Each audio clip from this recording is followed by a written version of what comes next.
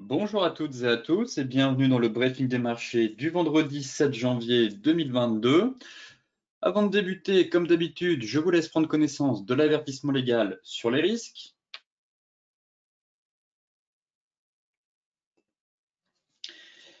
Et pour terminer la semaine, focus, comme vous le savez, sur l'un des principaux catalyseurs de cette semaine. On a eu le compte-rendu de la Fed mardi et aujourd'hui, nous avons les chiffres mensuels des créations d'emplois aux États-Unis.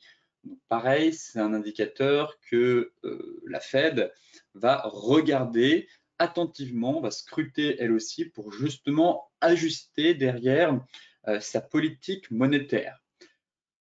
Globalement, on a des marchés qui digèrent doucement les annonces de la Fed, mais on devrait avoir un flux directionnel normalement après le rapport mensuel sur l'emploi américain. Donc, hier, on a terminé en baisse modérée, je dirais, au terme d'une séance quand même assez volatile, au lendemain d'une forte chute, comme vous le savez, provoquée par l'annonce d'un resserrement plus rapide que prévu de la politique monétaire de la Fed.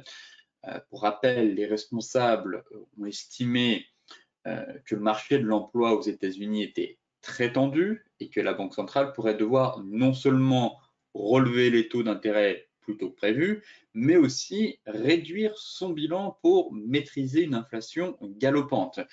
Et c'est justement ça qui a fait un peu peur au marché, c'est que autant ils étaient préparés à des hausses de taux, mais une réduction du bilan plus tôt qu'anticipé, eh bien forcément, ça fait tousser les marchés. Car, comme vous le savez, les indices sont sous perfusion depuis maintenant pas mal de temps. On a eu des injections de liquidités pharaoniques sur les marchés depuis la crise du Covid. Et donc, si la Fed retire les liquidités, eh bien, les indices pourraient potentiellement perdre pied. Ce ton offensif a justement surpris les marchés au point d'effrayer les investisseurs qui n'étaient pas vraiment prêts à entendre ce genre de discours assez hawkish de la part des membres de la Fed.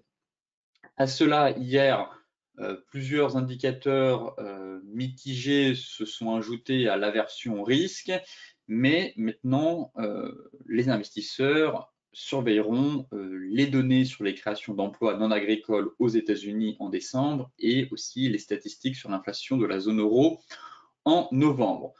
Ce matin, en Europe, bon, légère baisse, on évolue sans grand changement, quasiment proche de l'équilibre. On est ouvert avec un gap baissier, mais bon, on n'a pas de flux. En tout cas, on est plutôt sur une séance hésitante avant la publication du rapport mensuel qui pourrait justement derrière alimenter les spéculations sur la politique monétaire aux États-Unis.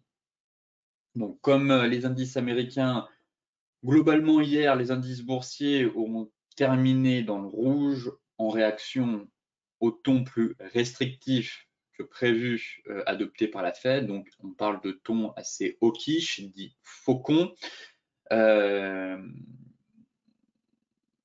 James Bullard, justement, le président de la Fed de Saint-Louis, a déclaré hier que l'institution pourrait relever ses taux dès le mois de mars et qu'elle était désormais en bonne position pour prendre des mesures encore plus agressives contre l'inflation si nécessaire. Donc, pareil, encore une fois, des propos assez agressifs et hawkish, ce qui pourrait pénaliser en tout cas les marchés si ils jugent en tout cas que les membres de la Fed se montrent un peu trop agressifs. En tout cas, l'attention des investisseurs est portée sur le NFP, euh, donc les créations d'emplois en décembre, publiées à 14h30. Et pour rappel, le consensus Reuters prévoit 400 000 postes non agricoles créés contre 210 000 en novembre et un taux de chômage en baisse à 4,1%. Donc là aussi, vraiment des données clés pour le mois de janvier qui vont justement derrière nous permettre d'avoir très clairement plus de visibilité et savoir quelles vont être vraiment les démarches de la Fed, car effectivement, si on a un rapport de l'emploi extrêmement solide avec un consensus, enfin des créations de postes largement supérieures au consensus et un taux de chômage en baisse, forcément, là, vous vous doutez bien que toutes les conditions sont réunies pour réduire le bilan et augmenter les taux 3 fois, voire 4 fois cette année. Pour ma part, je tape sur 2 hausses de taux, 3, on verra selon l'évolution des marchés durant l'année, mais très clairement, je ne pense pas que le marché américain soit prêt à encaisser 4 hausses de taux en 2022. En revanche, si le rapport sur l'emploi américain est un peu mi-figue, mi-raisin, peut-être que la Fed pourrait revoir justement sa politique monétaire et se montrer moins agressive pour les mois à venir. Donc vraiment, un rapport clé à surveiller cet après-midi à 14h30.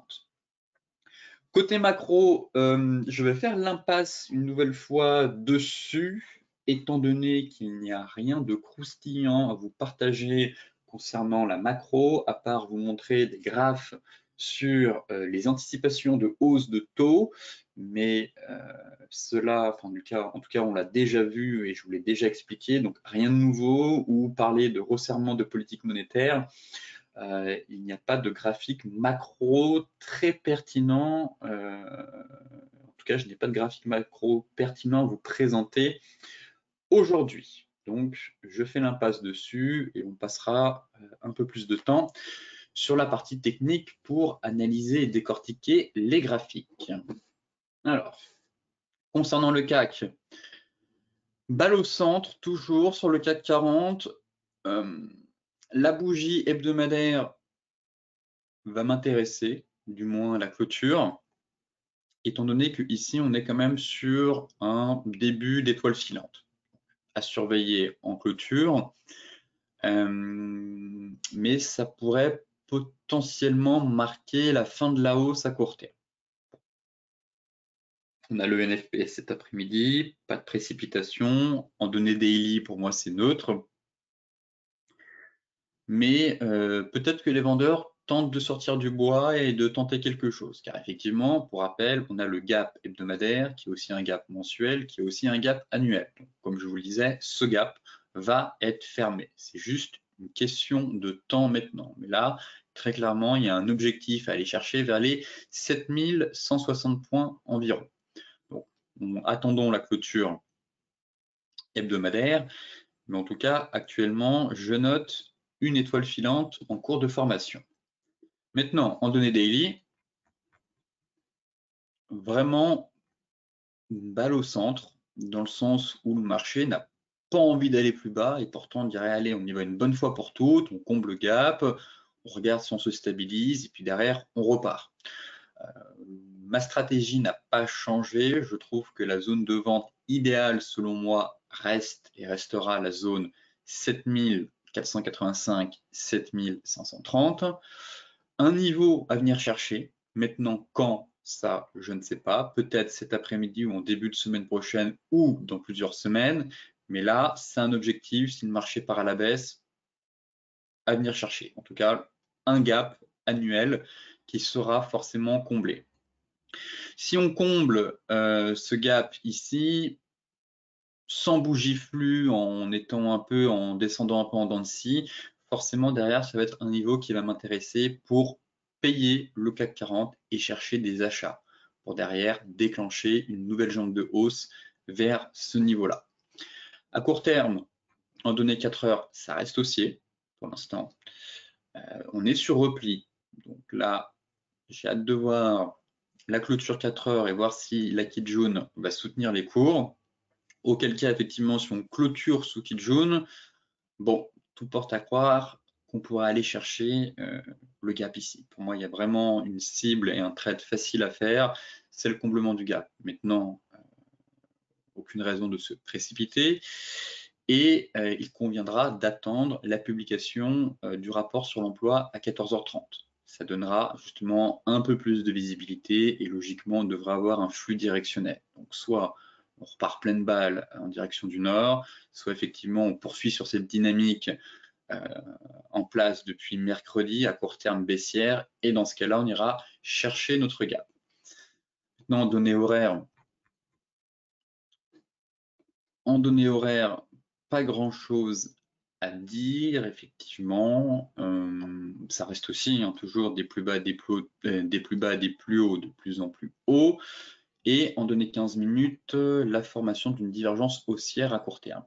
Bon, voilà pourquoi je suis un peu hésitant maintenant sur ce marché ici. On a une petite divergence qui s'est validée. Ça a permis de reprendre un peu de hauteur. Bon, attendons, comme je vous le disais, à 14h30 pour derrière avoir un peu plus de visibilité pour mettre en place une stratégie. En tout cas, pour résumer sur le CAC 40, une stratégie vendeuse si finalement ça se dégrade et que les marchés jugent qu'il faut vendre les indices suite au rapport sur l'emploi US. Dans ce cas-là, objectif comblement du gap. Derrière, pourquoi pas chercher des achats. Et sinon, inversement, reprise de la dynamique haussière avec comblement de ce gap à aller chercher. Et derrière, je l'attends surtout le CAC 40 vers les 7500 points. Concernant le DAX, c'est exactement la même chose, mais le DAX est un peu plus capricieux, j'ai envie de dire. Ça semblait bien parti ce matin, en tout cas, pour venir combler le gap, et on a fait un comblement partiel. Bon. Et là, très clairement, encore une fois, balle au centre. Sur l'indice allemand, on a la Tenkan, qui est juste ici, en support, qui renforce cette zone de support. Ce matin, je pensais que c'était bien parti pour aller chercher le gap, et on a fait un comblement partiel. Bon, pareil, un DAX toujours un peu plus capricieux, qui aime bien faire des mèches et puis pas vraiment venir combler les gaps, faire des grosses mèches sur des niveaux de support ou de résistance avant de remonter. Mais le schéma reste exactement le même. Donc pour moi, le DAX, la zone clé qui va m'intéresser pour des achats, ce serait un retour sur la borne haute du range ici, proche de la MM50 vers les 15 800. Mais sinon, pareil, si on continue sur cette dynamique à court terme, le comblement du gap à venir chercher. Effectivement, en données hebdomadaires, je note encore une fois la même chose. Cette fameuse étoile filante est finalement bloquée, encore une fois, par la borne haute du canal mensuel. On tente souvent de faire des accélérations au-dessus de ce canal, mais à chaque fois, on est quand même rattrapé et on n'arrive pas, toujours pas, à clôturer au-dessus de ce canal. Donc, effectivement, forte résistance toujours en place. La cassure Tenkan Kijun, elle, est toujours vivante, pas d'invalidation pour le moment. Effectivement, un tel setup devrait logiquement casser cette borne haute et propulser l'indice allemand vers de nouveaux records. Bon, pour le moment, on s'est fait quelques frayeurs en début de semaine avec le ton assez hawkish de la Fed, donc attendons maintenant le rapport sur l'emploi pour voir comment les investisseurs, eux, vont l'interpréter derrière. En données 4 heures, voilà, soutenu par la Tenkan Daily, pardon, et la Kijun 4 heures. Donc là, pareil, si ce niveau est amené à casser, encore une fois, je viserai au moins les 15 008 sur le DAX. Donc là, pareil, à surveiller cet après-midi, mais si ce niveau casse, on peut très facilement aller chercher le comblement du gap et derrière, en extension, venir prendre appui sur les 15 800. Concernant le Dow Jones,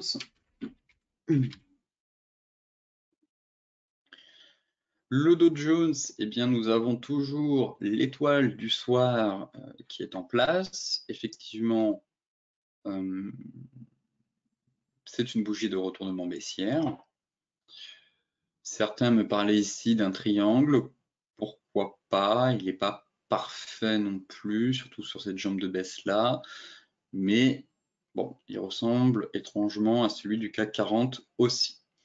Donc là, sur les futurs, effectivement, si on vient faire le pullback, ça correspond à une zone sur les futurs. C'est pour ça qu'on va rebasculer après sur les futurs. Mais effectivement, si on devait enfoncer ce support, il y a un niveau qui m'intéresserait pour chercher de nouveau des achats sur le Dow Jones. Plus prudent, effectivement, suite à l'apparition de cette étoile du soir sur des sommets historiques. Et effectivement, ça devrait déclencher même un mouvement correctif assez puissant. Bon, pour l'instant, on a eu une légère baisse hier. On est sur support.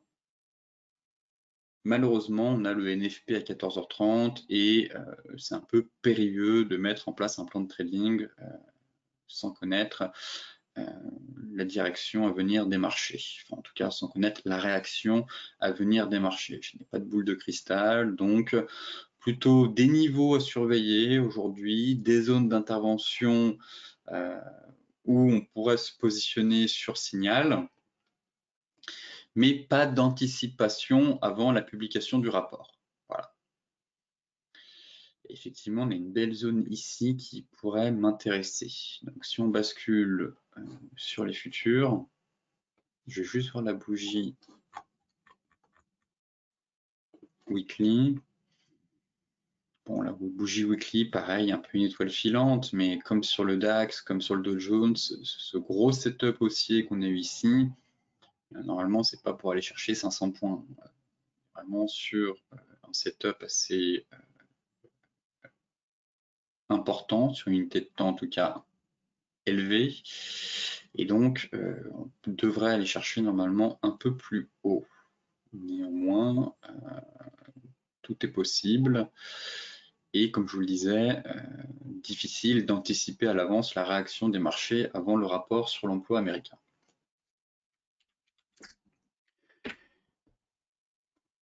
Sur les futurs, c'est exactement la même chose que sur le cash. Néanmoins, comme je vous le disais, on a un niveau qui est très intéressant. Ce sera un retour sur cette zone en fait. Là, j'ai tracé pareil cette oblique haussière et si on continue de corriger, on a un bon niveau à travailler à l'achat sur signal. Pour l'instant, rien à faire. Vous voyez qu'on est vraiment au milieu de deux zones. C'est baissier à très court terme, toujours haussier à moyen long terme. Dans ce cas-là, des achats pourront potentiellement s'opérer dans cette zone 36 000, 36 850. En tout cas, c'est ce niveau-là qui va m'intéresser maintenant sur le Dow Jones pour chercher à nouveau des achats. Là, en données 4 heures, actuellement, on est vraiment sur un niveau on est au milieu du désert, en fait, tout simplement. Pour faire simple, on n'est pas sur un niveau clé. Pareil, attendons la publication. Si on remonte, bon, malheureusement, je ne sais pas si je serai acheteur malgré la question de la résistance. Je préférerais vraiment avoir un repli ici dans cette zone-là. Là, je trouve qu'on a vraiment une très belle zone et si on pouvait aller chercher encore 200, 300 points plus bas, surveiller sur le cash aussi où est-ce qu'on se situe derrière. On a la moyenne mobile 4 heures, je crois, qui est en train de remonter sur le cash proche de ce niveau avec la kit jaune. Et donc, ça peut être intéressant. En tout cas, quand on regarde les futurs et le cash, on a plusieurs éléments techniques qui convergent proche de cette zone sur plusieurs unités de temps. Et donc, ça pourrait être intéressant de mettre à profit ce soutien-là. Voilà comment je vois les choses sur l'indice Dow Jones. Donc pareil, je reste à l'écart, mais je surveille toujours, comme d'habitude, les zones clés d'intervention. Concernant le Forex, bon, surveillez votre exposition, forcément, ne soyez pas trop exposé au dollar. L'euro, il se passe toujours rien. La stratégie n'a pas changé. C'est toujours la même. Je répète encore une fois le plan et ma vision du marché sur cette paire, mais rien à faire ici. Bataille depuis le début de la semaine entre les acheteurs et les vendeurs, donc soyez patients, ne rentrez pas dans cette bataille. Encore une fois, attendez les niveaux clés, à savoir excès au-dessus des 1,1370, 1,14, pour de nouveau chercher des ventes. Et si le marché n'a pas les capacités de remonter sur ce niveau et est bloqué par le bas du nuage et la MM50, dans ce cas-là, j'attends la cassure du support des 1,1270 couplé à cette oblique haussière pour derrière viser les 1,1180. Voilà le plan, globalement, il n'a pas changé. Je ne cesse de me répéter depuis le début de la semaine, mais c'est toujours important pour les nouvelles et les nouveaux d'entendre mon opinion sur cette paire. Et même si on affine en données 4 heures, au moins une clôture 4 heures, je pense, avec un stop loss au-dessus des plus hauts ici pour aller chercher les 11,80. Bon, j'espère que ça va un peu se décanter sur l'euro-dollar. Car c'est vrai que c'est mou en fait depuis la fin du mois de décembre. C'est un marché qui offre pas beaucoup d'amplitude et il n'y a pas de flux. En fait. Donc à partir du moment où il n'y a pas de flux, c'est un marché qui devient ennuyeux, très clairement. Donc attendons du flux, sinon allons là où il y a de l'action sur d'autres paires de Forex ou sur d'autres classes d'actifs. Le GBP USD aussi, toujours en suivi, mais là, pareil, je considère qu'on a pris le TP, enfin le TP a été fait, encore une fois, suite à la cassure Tenkan Kijun, comme je vous le disais. Ça reste haussier, je ne passe pas vendeur pour autant, je n'ai pas de signal technique. Et surtout, j'aimerais qu'on vienne vraiment toucher la borne, enfin, qu'on ait une réaction des prix ici. Donc effectivement, en données hebdomadaires, j'ai un très très beau niveau. C'est le retracement de 23,6 de la dernière vague de hausse couplé à mon plat Tenkijun. Donc ici, effectivement, on est quand même sur un niveau clé. Vous voyez à chaque fois le job parfait de la Kijun, du plat Kijun ici, on bute, on bute, on bute, et de nouveau on bute. Donc voilà pourquoi je suis intéressé par une vente, et surtout on est dans une tendance baissière à moyen terme. Donc là, on a une tendance primaire haussière, une tendance secondaire baissière. Donc là, plutôt envie de chercher des ventes. Sauf si sortie par le haut du canal, auquel cas, reprise, enfin, du moins potentiellement reprise de la dynamique primaire. Pour l'instant, c'est baissier, on a des obstacles au-dessus de la tête et en données daily, on arrive sur une zone clé.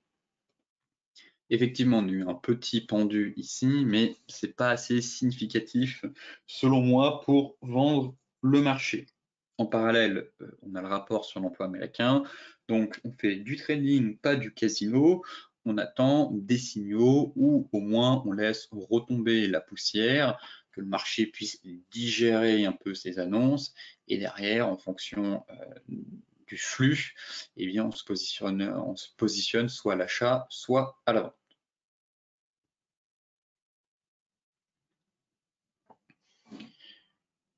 Mais ici, un peu tôt, on est sur une zone, je surveille. En données daily, effectivement, comme je vous le disais, le petit pendu. En données 4 heures, ça reste toujours aussi, en fait, pour l'instant. Donc, sous surveillance. Sous surveillance. Belle zone. J'attends un signal ou une bougie flux directionnelle qui ferait sortir la livre sterling par le haut de son canal et auquel cas on continuera à chercher des achats sur la même stratégie qu'ici, des caissures Tenkan Kijun.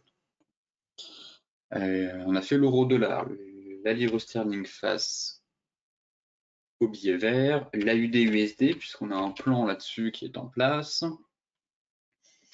L'AUD-USD, normalement, il faudrait mettre le stop à break-even aussi. Pareil, c'est une paire qui risque d'être secouée après la publication des chiffres sur l'emploi. Donc, forcément, tout dépend d'où vous êtes vendeur, mais il faudrait techniquement mettre le stop loss à break-even. Ne pas prendre de risques inutilement et adopter une bonne gestion du risque. Voilà. Pour moi, ça reste baissier, comme je vous le disais. On a vraiment eu de puissants signaux techniques, que ce soit la sortie du biseau ascendant par le bas, l'avalement baissier, l'énorme zone des 50%, la dynamique baissière en place depuis plus d'un an. Je continue toujours de chercher des ventes sur cette paire. Maintenant, si vous êtes rentré sur l'avalement ici, que vous avez réussi à attraper par là, un peu sur un pullback, en données 4 heures, là, on avait tracé la zone. On avait mis en place quand même 2 stratégies vendeuses, une bon père de famille et une un peu plus agressive. La stratégie agressive, c'était mardi en vous disant, bon, bah là, on a une belle zone suite à l'avalement, stop loss juste au-dessus. Donc là, forcément, vous avez quand même pas mal de marge ici. Donc là, vous pouvez très clairement mettre votre stop loss à break-even. Et pour celles et ceux qui ont vendu soit sur la cassure, soit sur le double creux, effectivement, c'est peut-être un peu limite. Donc, à vous de voir. À vous de voir si vous voulez mettre, partage en tout cas, plusieurs scénarios, soit mettre le stop loss à break-even. En tout cas, pour celles et ceux qui ont vendu sur l'avalement baissier et que vous êtes ici, vous avez largement la place de mettre votre stop loss à break-even. Ou les autres, diminuez votre risque. Si vous jugez que mettre le stop loss à break-even, c'est un peu short, qu'il n'y a pas suffisamment de marge de manœuvre si le marché fait une grosse mèche haute et derrière retombe en direction du sud, dans ce cas-là, votre stop loss qui était ici, diminuez le risque. Voilà, le mettre au même niveau que celles et ceux qui ont vendu sur l'avalement baissier. Donc pareil, par ici. Et là, ça offre quand même une marge de manœuvre assez suffisante. Hein. Très clairement, si le marché pousse et réintègre le biseau, c'est invalidation de la stratégie baissière et on repart. Ici, là, le support qu'on a cassé en H4 n'est pas reconquis par les acheteurs, bon, je pense qu'on ira chercher l'objectif, le TP1, à savoir l'objectif théorique du double top, et derrière en TP2, retour sur la zone basse, ici à 0,7040. L'AUDNZD, c'était un plan que j'avais, enfin, du moins c'était une paire que je surveillais, mais je suis revenu sur ma position parce que je vous disais qu'on avait la zone hebdomadaire qui me dérangeait en fait. Et là, je trouve que ça sent la vente en fait sur cette paire. Voilà. On avait cette zone, au contraire, je voulais passer acheteur quasiment. Ensuite, je me suis rendu compte qu'on avait une énorme zone de prix et que payer juste sous la zone, c'était une grande bêtise. Et là, je me rends compte finalement que le marché est en train de caler sur sa zone, sa MM200 et sa MM50. Donc, je me dis que les vendeurs sont en train de tenter quelque chose. Maintenant, si je bascule en données daily, effectivement, si on réintègre le range, je pense qu'il faudra vendre l'AUD-USD pour aller chercher 1,0540 et en TP2, 1,0490. Je vais enlever une des deux zones, à mon avis, j'espère que je ne vais pas me tromper. Je n'ai pas enlevé la zone. Non, c'est bon. La zone hebdo est restée. Donc, en daily, il y a des signes d'essoufflement dans les bougies en fait, entre ces doji, le premier avalement, doji, la bougie flux, avalement. Il y a beaucoup d'hésitations proche de la zone. On a MM200, MM50 au-dessus de la tête. On est en train de les réintégrer même. Maintenant, il faut affiner en données 4 heures. Et on s'aperçoit qu'on a un range juste ici. Voilà, à peu près ici. Tac. Qui pourrait derrière former un double top. Donc là, pour le coup, ce qui va m'intéresser sur cette paire, c'est réintégration sous le précédent top ici, en données daily. Si on clôture à 1,0585, je pense qu'il faudra chercher, en tout cas je mettrai sûrement en place un plan baissier avec un stop loss soit au milieu du range, soit au-dessus pour aller chercher 1,0540 et en cas de cassure de ce niveau 1,0490. Mais plutôt un plan à surveiller pour la semaine prochaine. Voilà. Néanmoins, l'AUD NZD devrait logiquement pas trop bouger après la publication du rapport mensuel sur l'emploi. Mais là, j'aime beaucoup la configuration. Donc pour l'instant, ou deuxième scénario, stratégie de trading range. Effectivement, c'est aussi envisageable. Néanmoins, quand je vois ce qui se passe en données hebdomadaires, j'ai l'impression que le marché manque de carburant et commence à s'essouffler. En plus, nous n'avons toujours pas de chandelier de retournement sous la borne, enfin proche de la borne basse. Donc pour l'instant, je ne suis pas dans un scénario de trading range à venir. Mais je surveille plutôt un marché à bout de souffle qui pourrait réintégrer la borne haute de son précédent range et derrière même valider un double top, auquel cas on aurait une stratégie à la vente. Tous les scénarios sont possibles, mais pour l'instant je privilégie le scénario baissier plutôt que celui de trading range. Mais un plan à surveiller surtout pour la semaine prochaine. Le gold. Bon, là, pareil, le gold, on est sur zone. J'attends vraiment, on devrait avoir une réaction du gold aussi, à mon avis, après la publication du rapport sur l'emploi américain. Mais j'aime bien la configuration à court terme, mais j'aime moins les portes de saloon qu'on se prend maintenant depuis plusieurs semaines si on n'intervient pas sur des niveaux clés. Voilà. Donc là, effectivement, on a une belle oblique.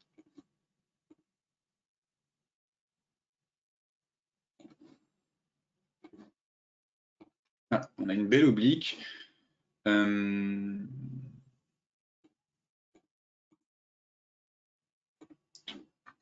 Sur notre zone, ici. Donc là, on a notre belle zone toujours qui fait le job, même si elle commence à être quand même transpercée, hein, c'est un peu une passoire et ça me dérange, j'ai l'impression qu'elle perd un peu en pertinence, si vous voulez mon avis.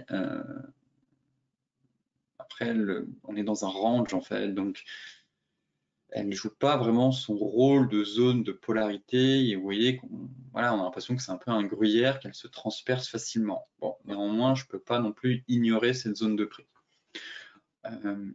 MM50 juste sous les pieds, ici, avec notre oblique. En daily, plaqué jaune, donc ça c'est intéressant. Et on a une belle oblique. On a une belle oblique ici, donc on est sur une zone de prix. Maintenant, comme je vous le disais, trop tôt pour mettre en place une stratégie. Pour tout vous dire, là, après 14h30, j'attendrai quand même la réaction du marché américain à l'ouverture, pour voir comment se comporte le gold, voir aussi l'évolution du dollar et surtout regarder les rendements obligataires. Hein. Donc, voilà, 3 choses à faire après la publication du rapport. Les rendements obligataires, du moins le taux à 10 ans, voir l'évolution du taux à 10 ans. Si on part pleine balle et qu'on accélère, je pense que ça ne va pas être bon pour le gold. Si le dollar se renforce, pareil, ce ne sera pas une bonne chose. Et derrière, déjà si on a ces deux éléments-là avant 15h30, ne tentez pas d'acheter le gold à mon avis, car on pourra aller plus bas. Si à l'inverse, l'euro grimpe, les taux se détendent, ça peut être intéressant de tenter quelque chose sur cette zone. Voilà comment je vois les choses. Maintenant, comme je vous dis, je n'ai pas de boule de cristal, j'observe un niveau clé, je note des éléments que je vais observer à partir de 14h30 et surtout aussi la réaction du marché américain à l'ouverture à 15h30.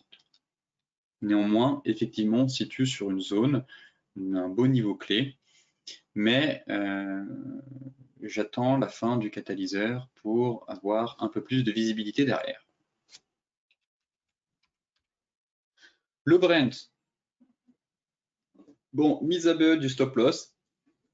Là, pour le coup, hier, j'hésitais en vous disant est-ce qu'on met le stop loss à BE, est-ce qu'on le remonte, est-ce qu'on diminue le risque. Bon, j'étais un peu tiraillé.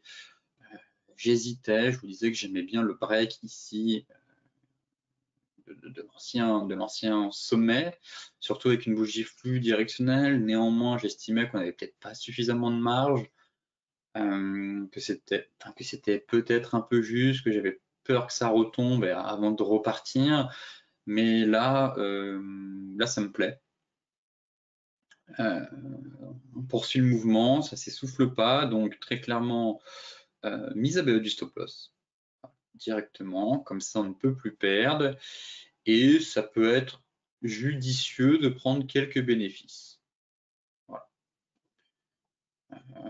Prendre 50%, ça me semble raisonnable. Ça me semble, voilà, c'est pas, c'est convenable. C'est convenable. Je vise quand même les 85-50. Ça reste un objectif clé et voilà, je dirais pas le TP final, hein, on peut quand même monter plus haut, mais un objectif majeur. Voilà. Mais ici, à mi-chemin, si vous voulez prendre des bénéfices, c'est pas interdit, très clairement. Dans ce cas-là, soit 25%, soit 50%, mais pas plus. Gardez derrière suffisamment pour aller chercher le TP2. Peut-être que certains garderont même un reliquat pour aller chercher plus loin, effectivement, mais en données daily, c'est vraiment propre là. On a travaillé la zone, une belle cassure, grosse accélération derrière. C'est flux. Voilà, ça c'est un marché flux, c'est un marché directionnel, et c'est sur ces marchés-là qu'il faut aller. Donc on regarde le gold, il se passe strictement rien, c'est piégeux. Comme je le dis souvent, à part se prendre les pieds dans le tapis, il n'y a rien à gagner. Et là, c'est flux, c'est directionnel, on empile les bougies vertes. Ça, c'est des marchés sur lesquels vous devez aller, très clairement. Donc là, on est en train de casser cette résistance intermédiaire qui avait juste ici. D'où mon invitation à mettre le stop à break-even, prendre quelques bénéfices si ça devient trop dur de tenir ce trade. Et derrière, on laisse courir le marché et puis on verra, advienne que pourra, j'ai envie de dire maintenant. Si on vient chercher mon objectif, tant mieux. Si ça retombe, tant pis, on aura pris des bénéfices. On essaiera de se repositionner sur la zone de support. Mais pour l'heure, c'est haussier et en données weekly, la bougie est franchement magnifique. Voilà, bougie flux directionnelle, impulsive, réintégration du canal haussier, cassure de zone. Franchement, les acheteurs ont largement la main. Donc maintenant, je vise l'ancien sommet de 2021. Le light, pas forcément, c'est la même chose aussi. Néanmoins, le plan de trading avait été mis en place sur le Brent. Je vous disais que ici, c'était une zone mensuelle et que sur une zone mensuelle, il est important d'attendre une clôture au moins hebdomadaire, alors que sur le Brent, on n'était pas sur une zone mensuelle. Effectivement, la clôture hebdomadaire devrait confirmer le scénario haussier à venir. On a pareil une belle bougie flux directionnelle. Le plan, c'était le même. Hier, on a eu une belle bougie, encore une fois, hein, car ici, la zone était quand même assez large, hein, vous voyez, mais la bougie d'hier, plus 2. Ce qui montre vraiment la force acheteuse en place. L'objectif intermédiaire, c'était les 80-82. 80-81. Bon, voilà pourquoi je vous dis, si vous voulez prendre des bénéfices, c'est pas interdit. Mettre votre stop à break-even, et si on casse ce niveau, et bien là, sur le WTI, pareil, je chercherai en fait à rallier la deuxième zone, donc les anciens sommets de 2021.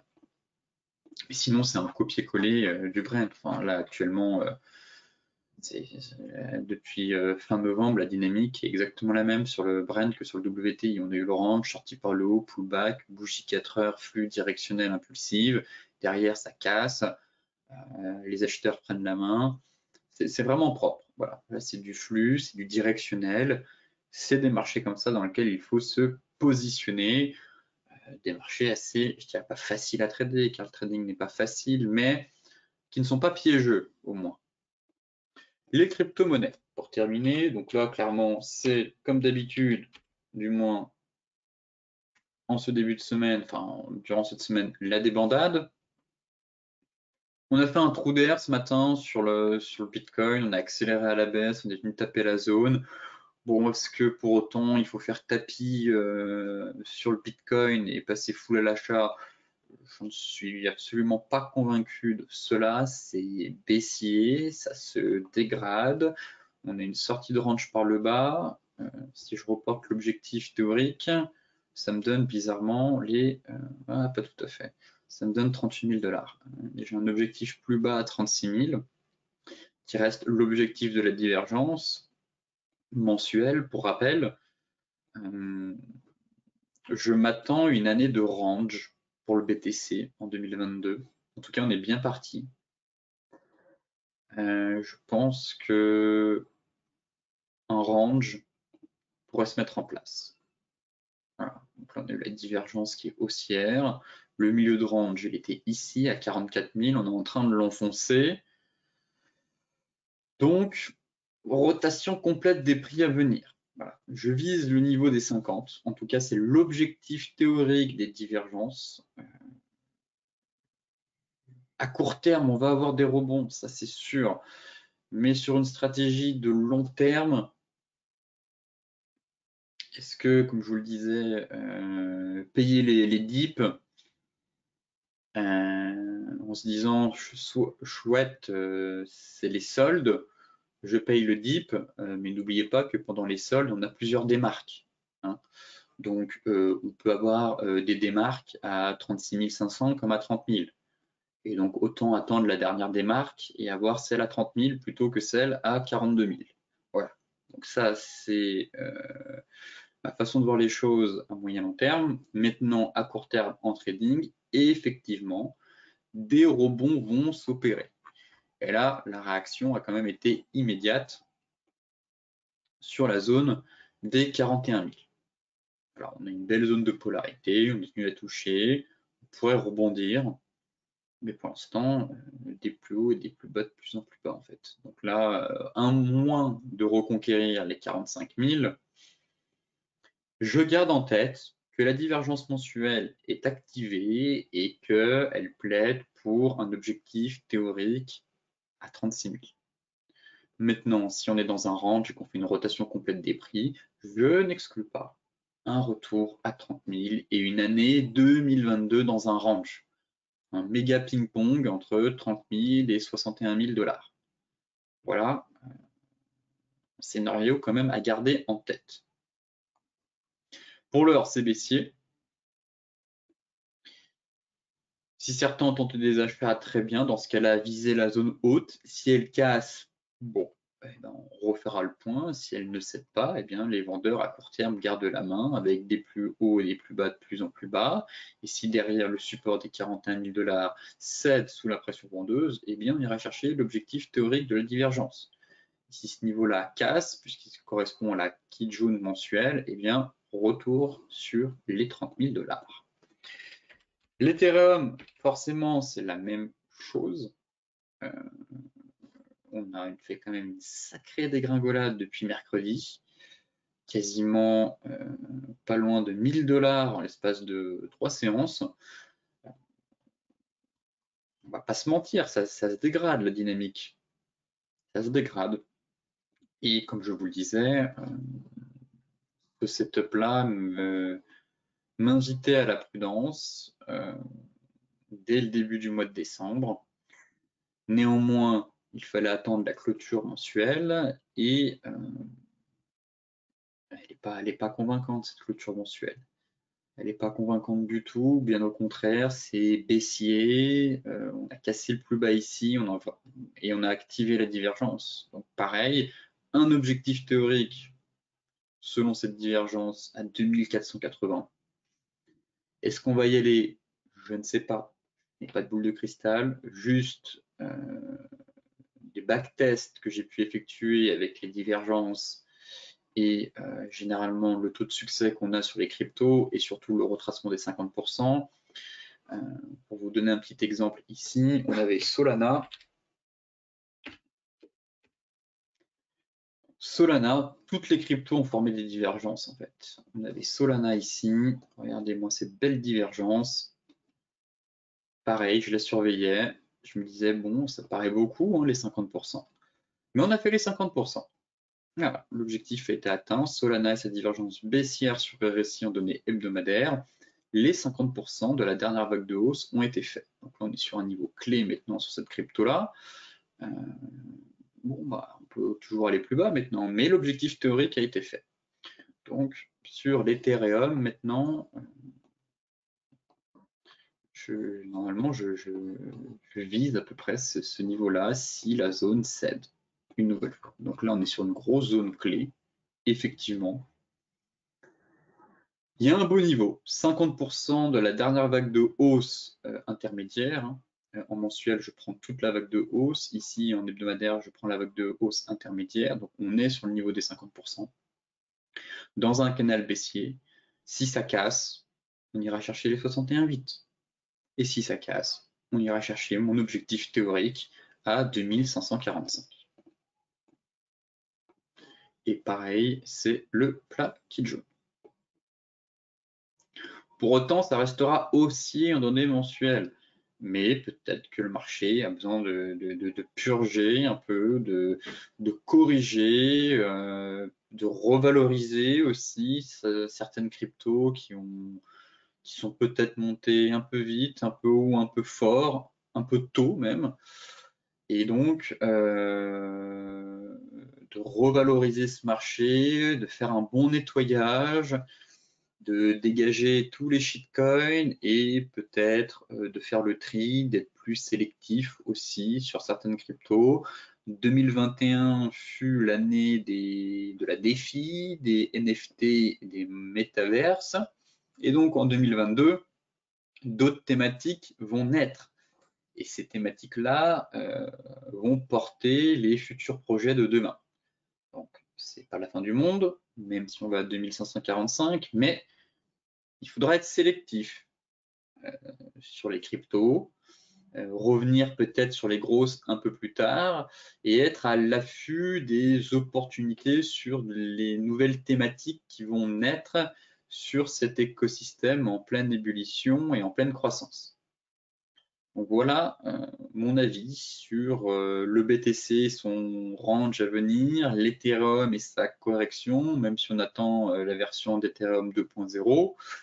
Mais en ce début d'année et depuis quelques semaines, les crypto-monnaies perdent un petit peu de leur éclat. Donc, pas de précipitation. En trading, il y a toujours des opportunités, mais si vous êtes un investisseur long terme, comme je vous le disais, il ne faut pas acheter bêtement et aveuglement tous les dips en se disant c'est les soldes. Je le redis, dans les soldes, il y a plusieurs démarques. Donc là, on pourrait aller chercher plus bas. Sur ce briefing des marchés touche à sa fin. Comme d'habitude, je vous souhaite une excellente journée, un excellent week-end, de très bons trades. Surveillez votre exposition, notamment sur les paires en Forex avec l'emploi américain, surtout si vous êtes sur des paires en dollars. Et je vous dis à la semaine prochaine pour un nouveau point complet sur la planète finance.